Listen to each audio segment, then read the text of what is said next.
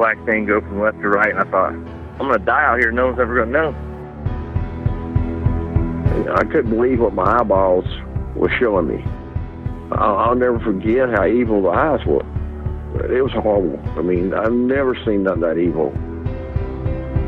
It ran towards me at a rate that I can't even explain.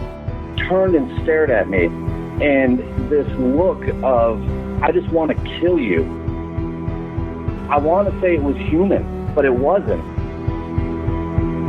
He was yelling at me to grab a gun, grab a gun. I was like, for what? He said, just grab a gun. And there's footprints all the way to the door of my house. It had went inside my garage, all the way to the door. 911, what are you reporting? Jesus Christ, you better... Sir? See ya! Hello? Get somebody out here. What's going on now, sir? That son of a bitch is about 6'9", I don't know. Do you see him now, sir? Yes, I'm looking right at him. Uh-oh. You're listening to Sasquatch Chronicles. Check us out online at sasquatchchronicles.com. If you've had an encounter, email me. My email address is wes@sasquatchchronicles.com.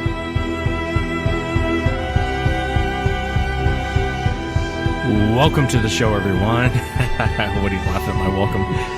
That's right. Welcome to the show, everyone. Welcome to the show. How's everyone doing tonight? Thanks so much for being here. We are at the International Bigfoot Conference here in Kennewick, Washington, and having a great time. We'll try and talk a little closer into the mics. I know there's a lot of background noise, and on the show I had Mark on the last episode, 357, Ape Canyon. You could hear a lot of the background noise, so we'll try and cut some of that out tonight, but like I said before, I'm not Jesus. I can't fix everything. How you doing, Wood? I'm doing pretty well. Here we are Sunday, man. It's almost over. We're at the tail end of the conference here, and boy, what a conference it's been. So many greats here, so many authors, and a lot of people. Man, I really had a good time. I really want to say thanks to Russell, too. He really put on a good show, don't you think? Yeah, no, he did. He put on a great show. And I want to thank the members, man. Do I have, the coolest audience ever, or what? That was pretty awesome. Yeah. That was pretty awesome how members were. Like Avis, and Avis Smoked. Oh, Avis. We'll have her on. Yeah. I'm sure she'll be running around here. Yeah. But she bluffed Woody in poker, and she had me on a few hands. That's for sure. She did. She was taking me out pretty quickly there for a little while. She was. I had to you know what though? She had me sold that on a few hands. I thought she had this straight. What you did, I would have done the same thing. Yeah. I thought she had it. I didn't know what to do. I mean, I was literally shaking my head trying to figure out how she's. Just when I think I get her figured out, she does something completely different. Yeah. So, God, what a blast! Yeah, we had a great poker game last night. Members are awesome. The listeners are awesome. Everyone's been so cool. You get so much. Sometimes you get so much crappy email from people. I know I don't say certain words the right way, or I don't say it how you'd like me to say it, or. And then to come here and it's just everyone's so nice and so cool. And the one thing, and not to go too off, but one thing that really shocked me is how much the show means to people. I was really touched by that. How much it actually means to people. That's the one thing I heard over and over again, how much the show means to them. And, I just want to thank the members for that, and the listeners, not just the members, the listeners, everyone who's a fan of the show. Thank you so much. That was awesome. It really makes it all worthwhile, man. You get a lot of negative feedback, but you come here and you have the people, the members and whatnot. Great people, and they were real personable about it too. You feel like a lot of the members, you feel like you've kind of known them your whole life and whatnot. Yeah. Based on social media and on your website. So thanks again to all the members for sure. Yeah, it was cool meeting them. You see their comments on the website, and it's kind of funny to put a face to the. Do it in person is what I'm trying to say. A face to the name. Yeah, for sure. And there were so many of them, and it was great playing poker with a lot of them last night because it was sitting down and we were able to talk about all stuff that was on the website and certain things that had happened, and you kind of got to learn a lot about the individuals, what they do for a living, what their families are, so or who's in their family and how many children they have. So it was awesome. It was really cool. Yeah. Well, we'll be right back. I'll be coming back with Lyle Blackburn. And he is the author of Boggy Creek. We'll be talking about his movies and his books. And then I'll see if I can't grab some of the listeners. Throw them on the air. Yeah, why not? That'd be cool. That'd be really cool. We will be right back. After these words. After these words.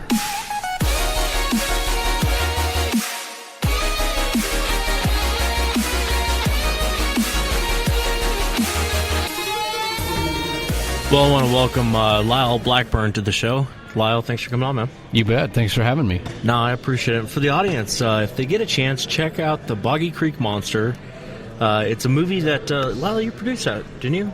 Yeah, I co-produced that with Seth Breedlove and the Small Town Monsters team, which the movie was basically kind of springboard off my research into the Boggy Creek, the Legend of Boggy Creek case. Yeah.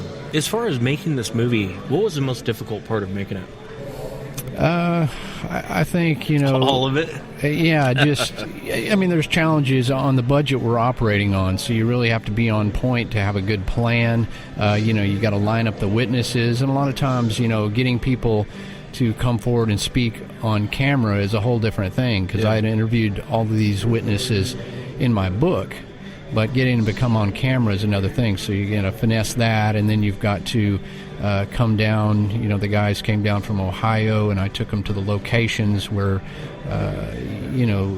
was relevant to what we needed to film. And some of those weren't easy to get to, and it actually had been raining in the area, so it's muddy. And, I got a four-wheel drive, but some of the rental vehicles couldn't get into the places where we needed to go. So, you always have those challenges. But, that made it fun, and that made it real. And, it kind of comes across as authentic in the film.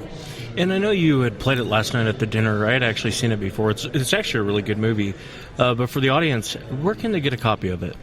Right now you can get it on Amazon. It's kind of an on-demand type thing. It's been running on Amazon Prime, so if you have Prime, you can just watch it through that. But normally, you can always rent it through Amazon and Vimeo, which is an on-demand type thing. And then if you go to smalltownmonsters.com, you can get a hard copy of the DVD. It's about to be released through a new distributor, so it'll probably be in some more places for streaming and things like that in the future. Yeah, Boggy Creek Monster. If you get a chance, check it out. And I'm actually holding two of Lyle's books, Beyond Boggy Creek and The Beast of Boggy Creek. And, God, these are beautiful books, man. These are really nice books. Whoever did this artwork is. Oh, thank you. Yeah. Where can people get a copy of this? You can always find my stuff on my website, lyleblackburn.com. But, of course, they're available worldwide on Amazon and, barnesandnoble.com and whatever flavors in the Kindle and the iBook and all that sort of thing. So if you just search Lyle Blackburn, you can easily find my books. Yeah, and Lyle, would you tell us a little bit about the Beast of Boggy Creek for listeners who may not be familiar with it? Well, The Beast of Boggy Creek, which was my first book, was my research on the history of sightings of a creature in southern Arkansas. And this was made famous by a movie in the 1970s called The Legend of Boggy Creek.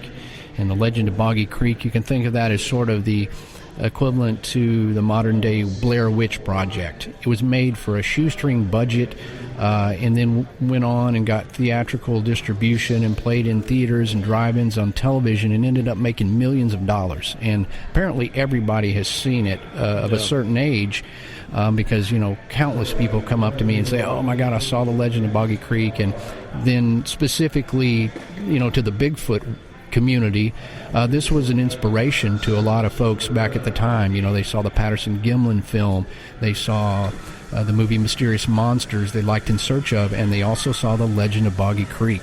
And I was one of those who saw it as a really young kid, and I live in Texas, so it's close to my area. So as an adult and kind of looking in Bigfoot research, I wanted to know what was true about that. Thank you. If you can hear that. Lyle Blackburn, everyone.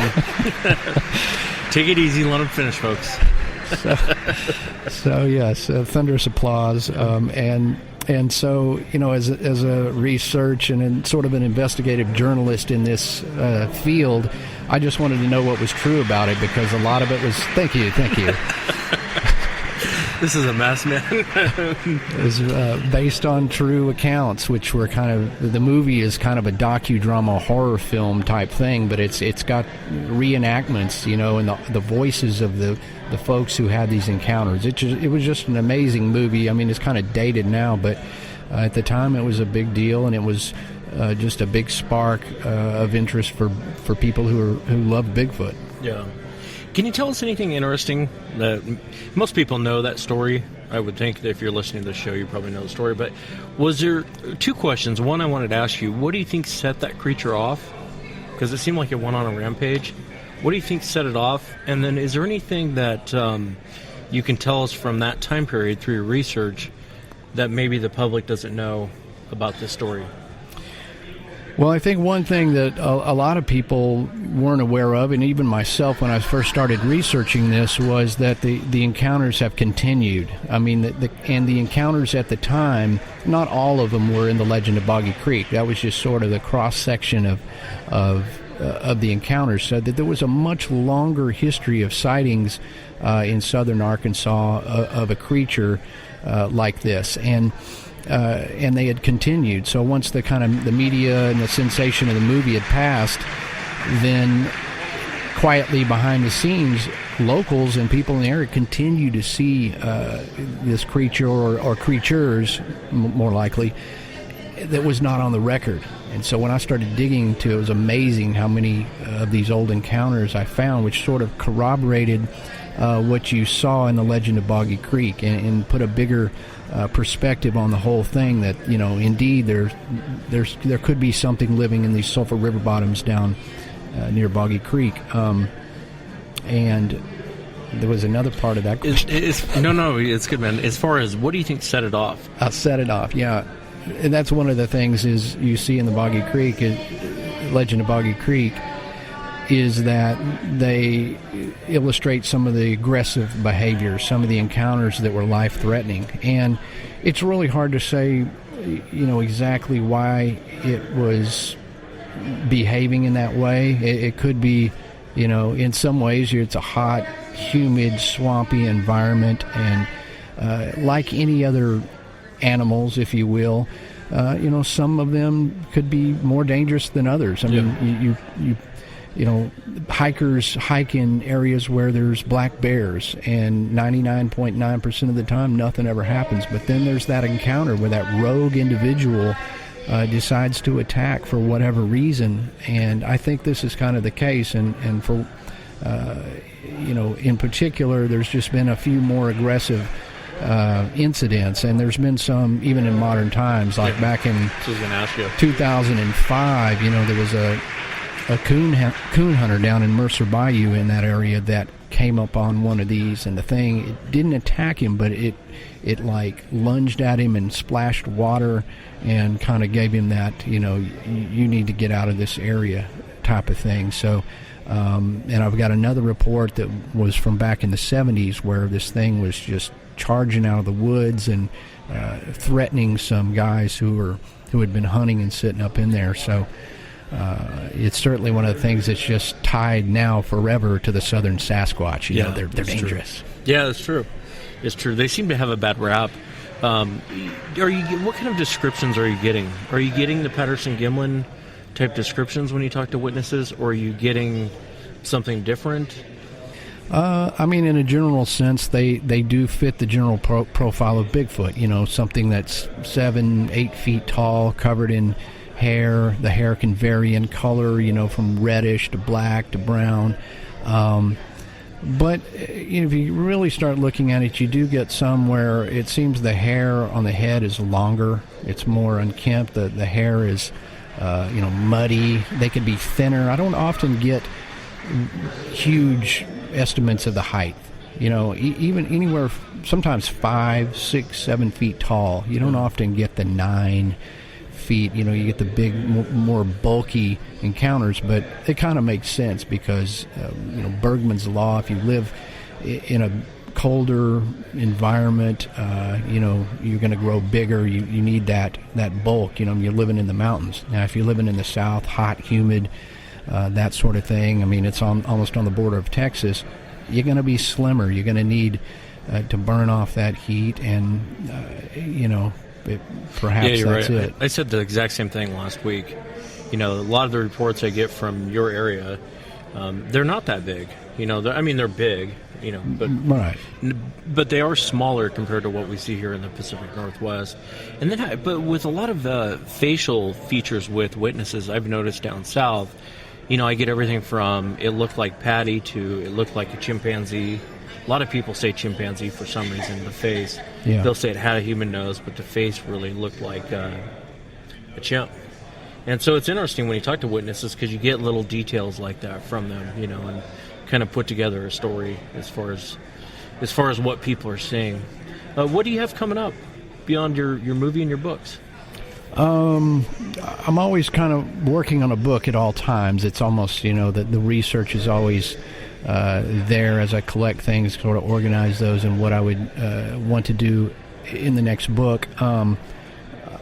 Slated to do some more work with the Small Town Monsters guys with some other things and something else that I can't announce yet. It's going to be huge, though. I mean, this is like super exciting what's going to go down, and it's kind of along the lines of what I've done before, but this is a totally new opportunity to do something that's kind of been floating out there for a while, and people often ask me about.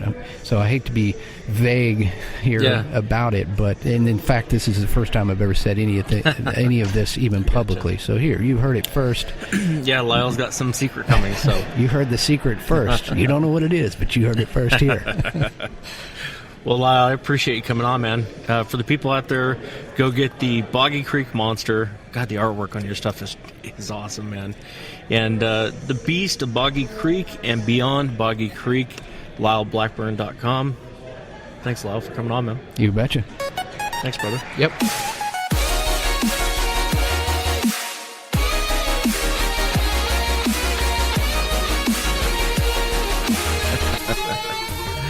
Woody and I sitting here. Lyle's a cool guy, isn't he? He's awesome. Super chill guy. Totally awesome. Yeah. And he does good work. He does good work with the books and with the movies. And they played his movie. I said this on the last show, but they played it at the dinner you were too good to go to. Oh, right. I'm just joking. But no, and he does a good job, man. Yeah. I mean, it's not Steven Spielberg, but the guy does a good job. Yeah, he really does. He does a really good job and he's very detailed in everything that he documents, and I just like the guy a lot. Yeah, he's a really cool guy, and he's a heck of a musician as well. Yeah, I'll probably play some of his music, maybe for the closing credits of this show. Right on. But who was the one that stood out this year? And it doesn't have to be a researcher. It could be anyone. I don't know. There was just so many greats, really. I mean, it's I don't know. I can't say I really have a fan favorite at this time. I think they're all great. They really were. It's a combination of all the great speakers. So it's hard to say who really stood out. Who do you think stood out? I don't know. I think I like the Abe Cannon story a lot, and so I think Mark stood out for me. I had him on the last show. And I really enjoyed his research he did into that, because he researched the crap out of that. Yeah. He investigated the site, he found the site. And, a lot of times when things get lost in lore, you don't get a chance to find them again, and he found it. So, yeah, and talk about detail. He was very detailed. Very detailed. On everything that he dug up and all the work he did. Yeah, thank you so much for that. That was amazing. Yeah. Well, I don't really have anything else to say to you. I'm kind of tired of you this weekend, actually. Yeah, you're not a lot of fun to talk to. It's been a great week. It's been a long weekend, but a great weekend. I'm exhausted. I am too. I'm exhausted. And I'm sorry for the members. I know they were wanting, or even the fans for the website, they were wanting more pictures and more. They don't really let you video anything in here, or take too many pictures, or so I didn't really get a whole lot, but. There was a lot of pictures being taken, but video they kind of frowned. It seems like they kind of frowned on that a little bit, but yeah. I understand why. Plus, we've been over in our bat cave all weekend, so we really haven't had a chance to get out. That's true. But next up we have Tom Sewid, and Tom's going to be coming by talking about his presentation, and then you can join me for the last one, Wood? Yeah, of course. All right, man. We will be back. Gotta say after these words. After these words.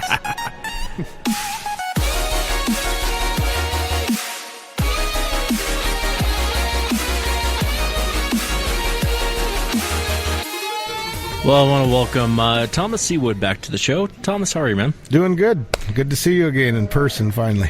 And we got Avis. Avis, come over here and say hi. Come on.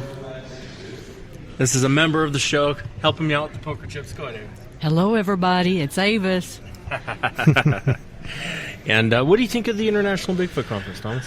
Well, the first conference I've ever been invited to be a speaker and have a vendor's table. I'm floored. It's amazing. The response from the fans and everyone. Yeah, I'm bummed out. I didn't get to see your presentation. I heard great things about it. I was stuck over on this side. They're clapping for you. Not this time. But for the audience, you want to tell them the whole purpose of the dance? And I know you and I have talked about it before on past shows, but for new listeners, you did a special dance the Cockwalk Ewoks do, and you and I talked a long time ago, Thomas, about I had seen it when I was a kid.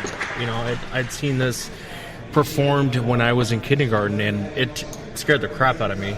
Yeah, well, it's like where you saw it, and others I've heard from today, they saw the West Coast native dancing of the Junahwa, the Wild Woman of the Woods, at Ariel, Washington, at the Laluska Foundation. That's right. And my grandfather gave permission to that family to share my family's crest stories, songs, and dances. And they've been doing it with the world out of that place they have there and by the Columbia River for, must be over 30 years. And they're sort of slowing down a bit because Laluska passed on. The families sort of, some have moved off.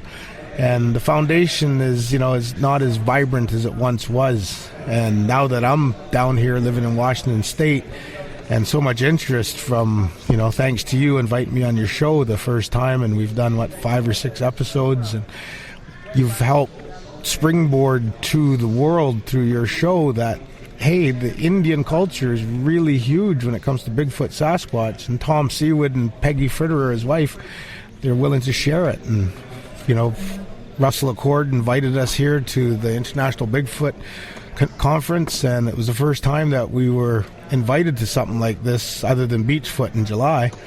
But that was a private event. But this one, the people got to see that West Coast stuff, and you could see in their eyes that it really opened a new door into the whole Bigfoot equation. But it's also an old historic door that's been around for thousands of years, and just standing on that stage and just talking away and showing our native button blankets to do a proper introduction and greeting to the people. And then as I was doing the opening statements, Peggy coming out with the wolf carved headpiece, that just demonstrating one of our crests in our family. It's not a major one in my family, it's just done as a dance, but we wanted to show people that. And with the real wolf fur hanging off the back. And then as I opened up, started talking about the Junahwa, which is the Bigfoot to the Kwakwak Ewok people. And then I started touching in Backwoods, the wild man of the woods, it's been interpreted as. And a lot of people believe that that's the Sasquatch to the Kwakwak Ewok. It's not. And that's what I was here to do, was to educate people that we have 2 creatures. Backwoods, a small bipedal furry creature that's from the spiritual realm, and Junahwa, male and female, that are our representation of the Sasquatch. And it was... No, I'm bummed out I didn't get to see it. I know they filmed it, though, and so I can't wait to see the presentation. You'll have to send it to me. That way I can put it up on the website. Oh, definitely. We had Wild Woman Productions, Victoria Williams and Amanda, who's going to be my co-host, the Sasquatch Island television series.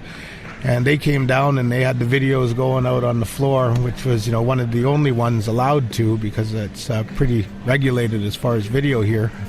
But she's recorded it, and I guess she'll edit it and get it to me, and I'll definitely get it to you and everyone else. Yeah, no, I'd love to see it. And you have are we allowed to talk about the conference, upcoming conference? Yep. Oh, okay. You want to tell the audience about that? Well, right now I'm working with Washington State Tribe, but I can't divulge the name, and it's strictly because of North American Indian law.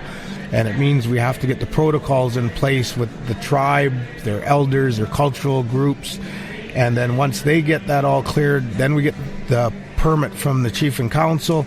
And we're going to go forward in Washington State to build the first ever North American Indian-focused Bigfoot museum, representing not just this tribe from Washington State, but all Pacific Northwest tribes that want to participate in this big museum.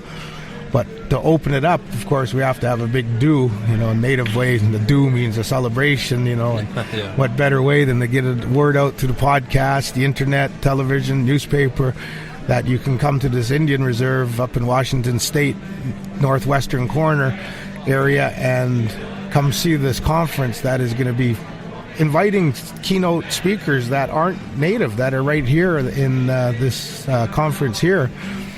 And, the majority, 80%, maybe a little more, will be North American Indians. We have so many that are now running expeditions. They're researchers. Shelley Covington, Montana's here. You're here. You're of Native ancestry. We've already invited you, and, we want to get all the Indians up there, and we want to have a damn good time and tell our story about Bigfoot and show them that we're serious players in this game as well. Yeah, when do you think this conference is going to take place? We've sort of earmarked February, and it's just because we want to get things going, and that we have a good lead up for the summer tourist season. Getting our picture taken. We got to get a copy from her. Yeah, it's when is that conference going to take place? Yeah, February 18 we'll have it. That's what we're planning anyway. I might push it a little further to March 7th, seeing that's my birthday. That would be a good time to have it. Yeah. But they have a ceremonial building which has their traditional carvings, and they're massive ones. They got to be 40 feet high, going to the ceilings. Enough room for 1,200 people to sit down, heated bathrooms, small kitchen area. They have a casino for the vendors and the different speakers to participate at. And is this going to be like a yearly conference, or are they just doing it to open the museum? Or well, our plan is too premature to say one way or another.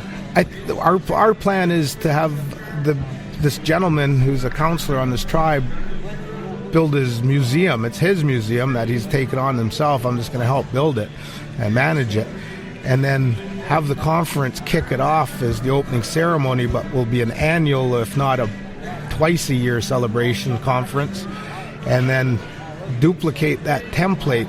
There's 280 casino tribes in the United States. I don't mean to cut you off, Tom. As we're sitting here talking, people are taking pictures of us. I know. It's like the elephant in the room. Neither of us are addressing it. Yeah. Go ahead. I didn't mean to cut you off. I apologize. Oh, it's funny. It's, because December when you got me on for the first show, and since then I got people getting me to sign their T-shirts, their books, their posters. They want pictures. You're my best fan. I'm your biggest fan, and you and I sitting together, it's to them, it's, hey, that's a great picture to get from my Facebook, and it's an honor. It's, yeah, and that's humbling. What I realized here. It's humbling. It's just, it makes me go like a redskin Indian. I get all embarrassed. Yeah, me too. Yeah, it's definitely, I can't wait for that, and I hope they do it every year. Oh, they will. Yeah, they definitely will, because it's needed. This. Like, I look around here at this conference, and I've done it at other Bigfoot conferences, and I've always said that, mark my words, these players that are here struggling with their art and their, call it what it is, their scrog related to Bigfoot Sasquatch. When that day comes, and it's going to be within months, I think, that conclusive proof comes in, we're all going to be financially well off. Because there ain't enough there ain't enough people to fulfill in this building as people that are researchers, doctors, sellers at vendor tables. There ain't enough of us to go out there in the world when there's conclusive proof to go to those talk shows, to be interviewed by the media, and to be out there doing expeditions. This is huge. Like right now, just look at 1981. There was no commercial whale watch boats in the Western Pacific or Eastern Pacific or whatever you want to call where we live here in California all the way up to Alaska. Now you count how many hundreds there are, the thousands of spin-off business and support services that are tied to the whale watching, the sea kayaking, the grizzly bear tours. Well, before that it was just sports fishing. Now look at it. Mark my words, you look at the spirit bear up in central British Columbia coast, now that's a multi-million-dollar industry in under 20 years. Well, when the conclusive proof comes out, all them whiner skeptics, they're going to be fighting over each other, trying to get to our expeditions, try to buy our T-shirts, try to listen to us at our conferences, and that's what I see coming. This is just the... You said months. Is there something in particular coming that you... I think we're farther off than months.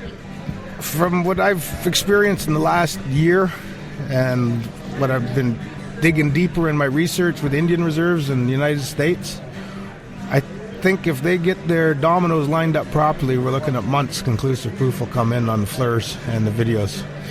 But would you define that as conclusive proof? FLIRs and videos? Well, as you know, and all your fan base knows, I'm zero kill, so I have to uphold that. And yeah, but I understand that. But what I'm saying though is, if you got a bad transmission and an oil change, ain't gonna fix it. And so, in this situation, I think you and I have argued about it privately. We've called each other dirty names behind the scenes, but and I'm just joking. But and I really do believe that one has to be shot and brought in. I don't think. Listen, you put up FLIR and you put up video. It's gonna look at the Patterson-Gimlin film. Look at anyone that puts anything online. They get eaten. See, the crowd agrees with me. They get. Thank you, everyone. Thank you. Everyone gets eaten alive. So I don't think that we're going to do it with video. And I guess it's a difference of opinion. In my mind, I think I've gotten to the point where I think one has to be put down, brought in. Even then, I know you don't think there's a cover-up, but I think that there is. Oh, no, I believe there's a cover-up. And so you have to get past that door, too. Yeah, what I mean? And that's why the Indian Reserves gives you that sanctuary because, like in the old days when the wagons were coming west, when the Indians came storming over the hills, they circled their wagons. They buckled down because they were being attacked. Well, anyone comes in, I don't care what kind of color their badge is, you come into an Indian Reserve and try to come in and take something they've either shot or hit with a crossbow for DNA or have some pretty good conclusive proof of habituation taking place where you have observing taking place. They can come in and try to do all they want, take them back. They ain't getting nothing. They got a war on their hands. Yeah. And as we've seen with whatever that Dakota Access pipeline was, the Indians nowadays, they don't just stay in the confines of their Indian reserves and not seen or heard until someone wants to see and hear us. When the call of war is called, nations from outside of the U.S. and Canada come and help the other Indigenous people. And that's the standard norm now. And we've realized, and with the power of social media and instantaneous access to, say, look, here's my help flag up. Come give us a hand. You got a bunch of agents here wanting to come on our Indian Reserve and try to take something or shut something down that we're doing tours with.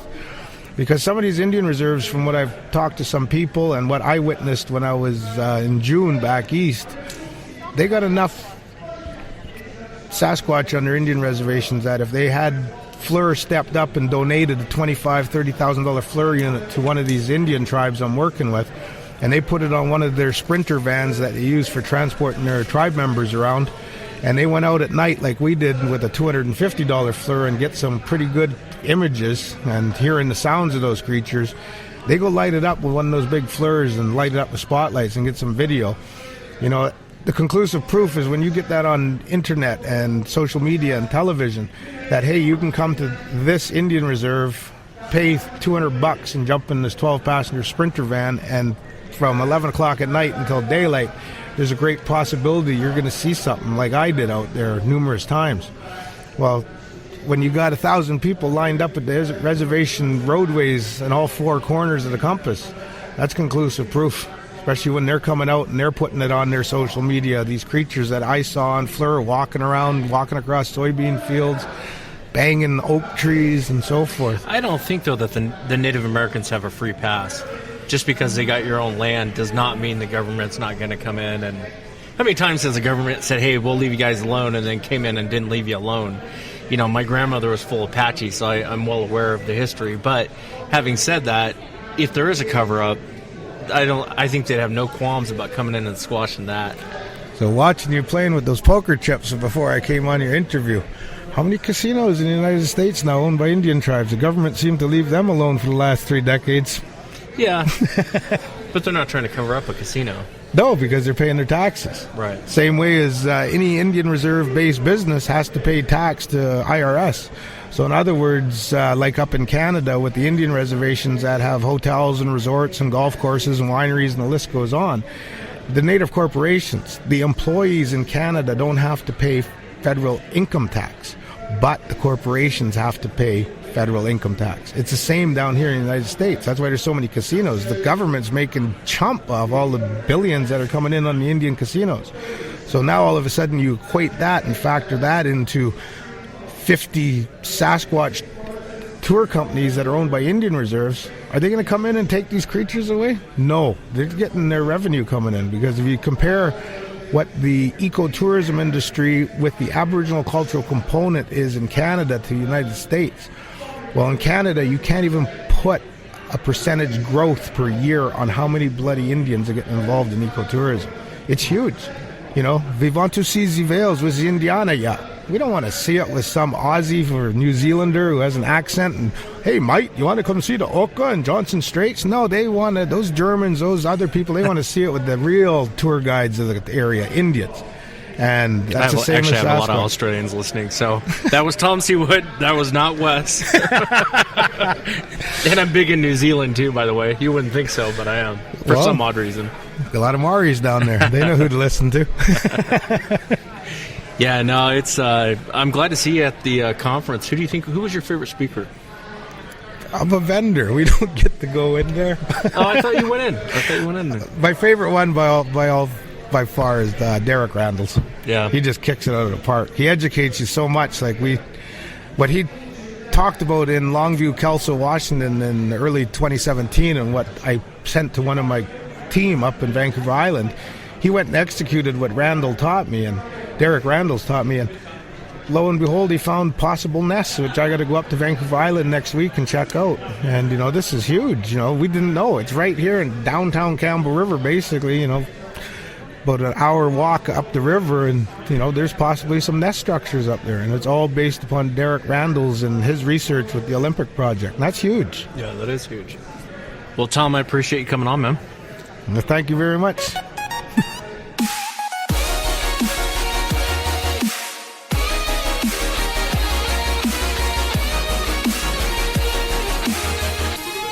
And that was Thomas Sewid, and we're back with Avis.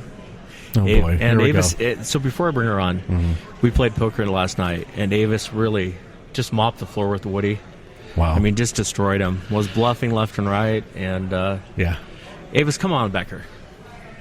Say hi to the audience. I will say, though, last night Avis played a really good hand. She really had me going. I couldn't. I think just when I figured Avis out, she'd mix it up, and then I had to regain my composure and try to figure it out again. And Avis, welcome. You're a very formidable opponent. I will say that. Next time I won't take you so lightly. That's for sure. Hello, everybody. Well, it was really great smearing Woody everywhere. Tell him how you beat him. Just destroyed him. I destroyed him. Pride. I took his. You ought to have seen his face. Oh my God, it was hilarious. Because I was just bluffing, giggling and laughing. And the next thing I said, all in. He's like, what? Put it down. And he looked at my cards. He's like, oh, you did not. Oh my God. It's true. It That's was true. great. That's true. And he just gave me the evil eye. From then on, it was on. And he's waiting for next year, and I know what he's waiting for. I'm waiting to beat you is what I'm going to do. That's what he's waiting for, and I know it. But it was great, guys. The International Bigfoot Convention has been absolutely awesome. They've had great vendors, great speakers, and the most important that I have found with everybody is the members of Sasquatch Chronicles have gathered. I have them in front of me right now, just smiling up a storm. They really are. Say hi. See, there they go. They're all saying hello. And we've even had a couple of winners from the drawing raffles. That was during the speakers. We have a beautiful red-headed woman. She's absolutely gorgeous. And we've got some other beautiful women. We have 3 sisters here. It has been awesome. You guys, next year, we're going to be on here and out here. And you really need to prep for this. You're going to love it. We're going to have some after hours. And then, you know, I don't know. I'm going to let Woody and Wes. Right. Oh, my God. I almost slipped on that one. It's okay. Wes does it all the time. We're going to have either a poker night or a gathering night so that our members can meet them and all that good stuff. We had some great T-shirts, and we're going to have some more stuff brought out. And you guys are really going to enjoy next year. But I really loved whipping Woody's butt. I'm looking forward to it too. I think I might have to practice my game up a little bit if you and I are going to go head to head again next year. Avis, thank you. That was a lot of fun last night, and honestly, I'm looking forward to having you beat me again. That's for sure. I thank Wes and Woody for all the entertainment and great fun. You guys have a great day. I'll talk to you guys later. All right, there you go. Well, there you have it, folks. Avis talking about how bad she beat me last night. She destroyed you, man. She destroyed you. Well, who made the anyway, we're going to go to music. Yeah. Hold on one second. Here's the thing. Who made the final table last night? It was you and me. Yeah, that's right. That's right. It was. That's right.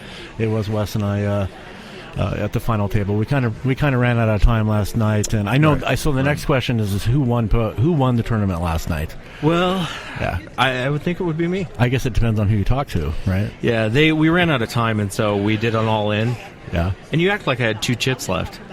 Well, okay, 3. You had 3 chips left. 4. I'm sorry, but no, and then we did an all-in because it got so late, and I ended up with pocket queens. So I guess I won. He did, folks. It was actually I had more chips than him last night, but it was it was super late, and like you said, went all in. I'm not gonna accept the loss on this, though. So if you think I'm going to, I refuse. Yeah. Oh man.